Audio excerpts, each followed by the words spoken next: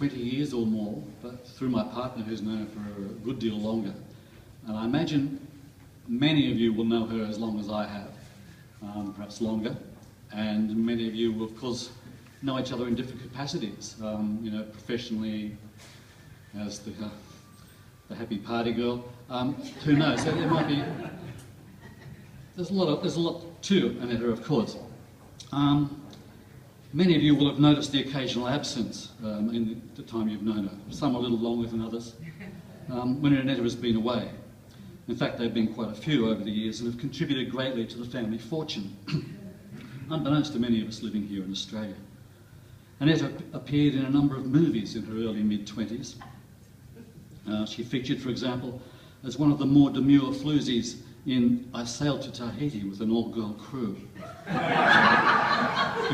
The great Dwayne Hickman vehicle. More demure, I think is correct. It says brazen here, but it's been crossed out. The Yugoslav version was shot, in fact, in the Adriatic.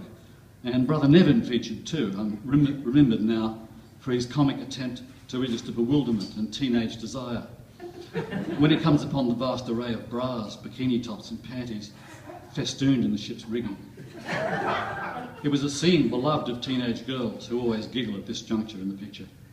And it was repeated in all subsequent spin-offs, each of which was situated on one of the various Adriatic islands, Hvar, Stress, Korčula, etc. Brother and sister featured in High Stress in Stress, Beach Blanket Bingo, Korčula, High Times on Hvar, and others. May I Share Your Towel was my favourite. It came late in the series, and in fact it was directed by Earl Kilbert. The basis was laid here, contacts and sheer cultural capital, for much of Nevin's subsequent nautical and touristic endeavour in the area, which, as we know, continues to this day.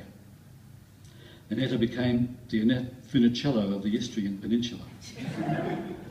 More recently, Annetta Marovic devised the board game Too Many Cooks, which is not yet available in Australia, but has proved a runaway hit in Eastern Europe, and its popularity is spreading through the Scandinavian countries. So we can expect to hear of it soon, and indeed IKEA are said to be marketing a version to the UK, America and Australia. John Old has negotiated a very remunerative contract. Too Many Cooks Spoil the Dwarf is its full title. So you just Google cooks and dwarf and you'll find it. Our author has been touring with Too Many Cooks in Italy most recently as a one-person show that is really big with children, but adults like it as well, with episodes much repeated on Italian and Scandinavian television.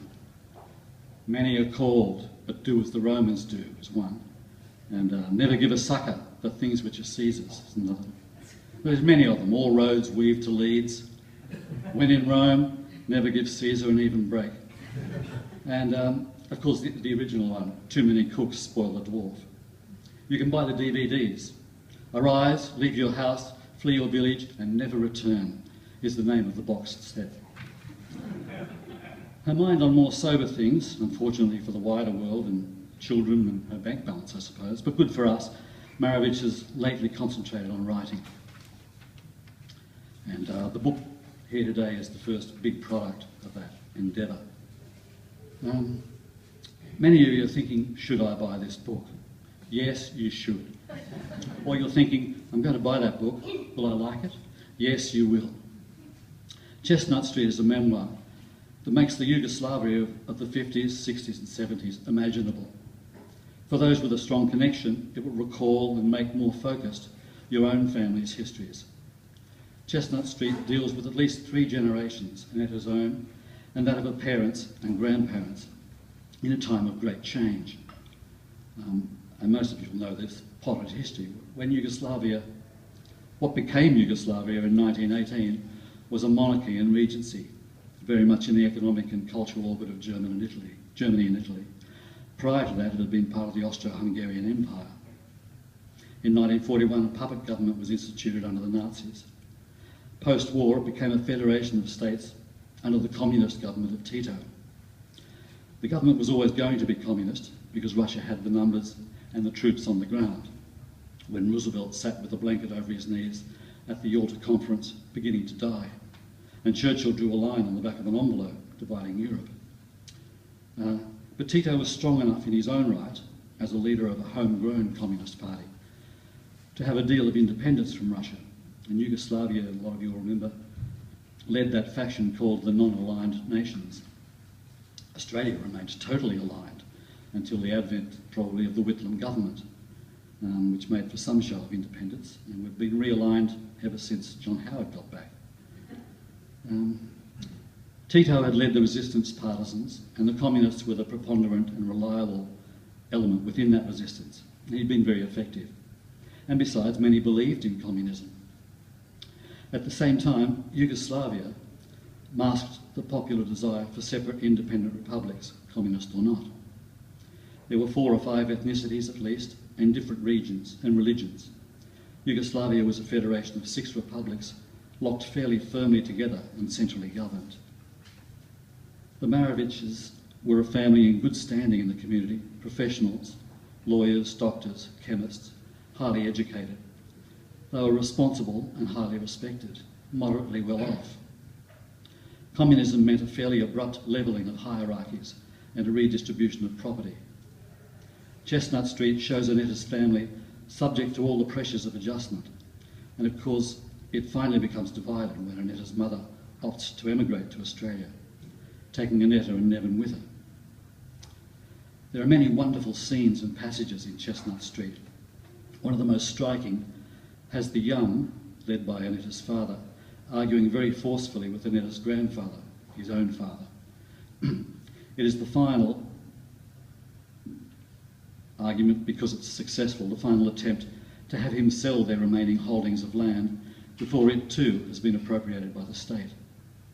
They've been losing parcels of land at intervals as each new law is passed, revised, strengthened.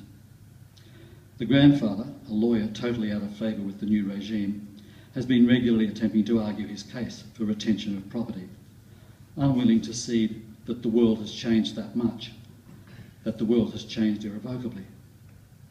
It's a tragic scene because it means challenging the head of the family's authority, and it marks the grandfather's resignation before the inevitable. Both parties are shaken by the argument. They're very worried that the fellow's going to have a heart attack. Annetta, his favourite, a small girl, is sent into the room to be with the old man, alone, to calm him and to comfort him.